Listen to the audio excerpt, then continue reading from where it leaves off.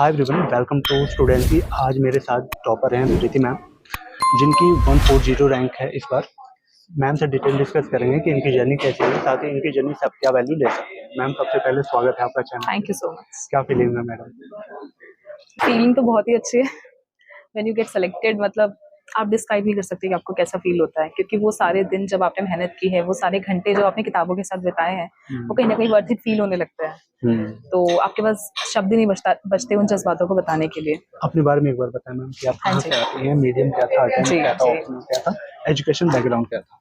जी, मैंने अपनी graduation chemistry honours में गार्गी कॉलेज से की है, दिल्ली यूनिवर्सिटी से। एंड ये मेरा पहला अटेम्प्ट था। 2023 में मैंने अपनी ग्रेजुएशन कंप्लीट की थी। उसके बाद 1 साल तैयारी करके मैंने ये अटेम्प्ट दिया था। एंड मैं कॉन्कर मीन्स का पार्ट थी अंडरस्टैंड यूपीएससी का, वहीं से मैंने गाइडेंस ली थी।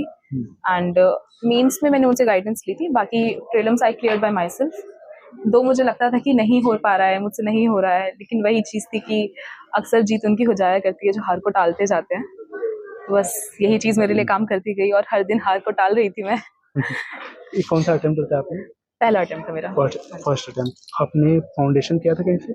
नहीं, मैंने कहीं से फाउंडेशन कोर्स नहीं किया। ठीक है, ओनली आप मेंटरशिप के अंडर में। ठीक है मैम, ये कितना पॉसिबल है और कब आपको सोचना पड़ेगा तब आपके जैसा वो क्रैक कर सकता है? क्योंकि अगर आप ग्रेजुएशन के लास्ट ईयर में अगर सोचते हैं, आपको 18 महीने तो सिलेबस को कवर करने में लगेगा, तो अगर आपको फर्स्ट अटेम्प्ट में क्रैक करना है बिना कोचिंग के, तो आपको कब से ये माइंडसेट बनाना पड़ेगा? अगर मैं अपना केस बताऊं तो मेरे साथ ये था कि मुझे क्लास 12 से पता था कि मुझे सर्विसेज के लिए ही जाना है। तो कॉलेज के टाइम पे मैं पढ़ाई नहीं कर रही थी यूपीएससी के लिए, बट एक क्लैरिटी थी मेरे माइंड के अंदर कि मुझे यही करना है। तो कॉलेज के वो 3 साल मैंने पूरी तरह से रिसर्च कर लिया था कि ये चीज़ ऐसे करनी है, ये ऐसे करना है, इस सब्जेक्ट को इस तरह से अप्रोच करना है। तो पूरा रोड मैप आपके पास होना चाहिए, ताकि जैसे ही ग्रेजुएशन खत्म हो आप इमीडिएटली अपनी पढ़ाई शुरू कर सकें।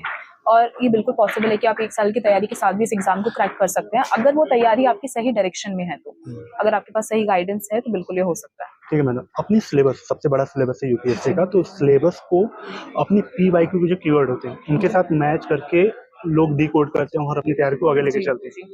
प्रोसेस एक बार बता दीजिए। देखिए, यूपीएससी सिर्फ आपको 2 चीजें देता है, एक सिलेबस और एक पीवाईक्यू। इसके अलावा कुछ नहीं होता आपके पास में। तो यही दोनों आपके लिए गाइडिंग लाइट होते हैं। आप सिलेबस के हिसाब से चलते हो कि इस टॉपिक को पढ़ना है, लेकिन कितना, किस डेप्थ तक पढ़ना है, ये आपको पीवाईक्यू बताता है। पीवाईक्यू जो कीवर्ड्स होते हैं वो जिस पैटर्न पे होते हैं, उनसे आपको समझ में आता है कि इस डेप्थ तक हमें इस चीज को पढ़ना है। तो वहां से आपको क्लैरिटी मिलती है। ठीक है मैम, पीवाईक्यू को एनालिसिस करने का क्या आपका कोई एक स्पेशल अप्रोच होती है क्या? क्योंकि बहुत लोग करते हैं कि पीवाईक्यू देखा, एक क्वेश्चन जो सही है उसको टिक किया, आगे बढ़ गए। क्या 360 को कैसे कवर किया जाता है? देखिए, ये सारी बात घूम फिर के नोट मेकिंग की आती है एक्चुअल में। तो अगर कोई एक टॉपिक है तो उसके लिए आपको 10 पेजेस के नोट्स की जरूरत नहीं है। सिर्फ इतना होना चाहिए कि आप अगर 10 मार्कर में लिख पाएं या 15 मार्कर में लिख पाएं, क्योंकि अल्टीमेटली आप एक एग्जाम के लिए पढ़ रहे हैं। तो वहां पे केवल उसी की आवश्यकता है, क्योंकि अगर आप पढ़ते ही जाएंगे तो ज्ञान का तो कोई अंत है नहीं।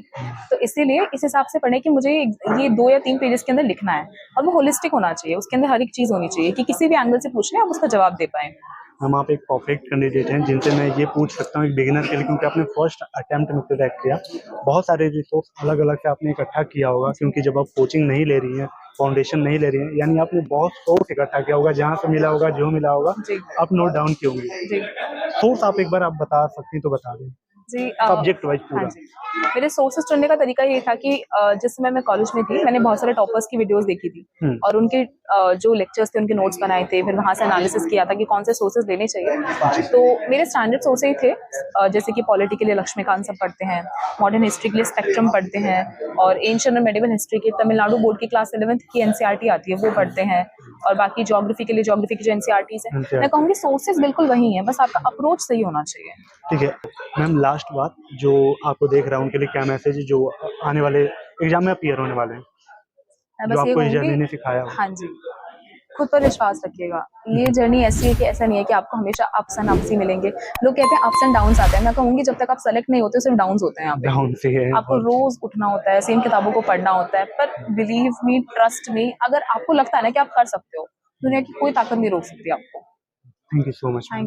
हो गाइस, वीडियो आपको अच्छी लगी हो, कैसी लगी कमेंट करके बताना।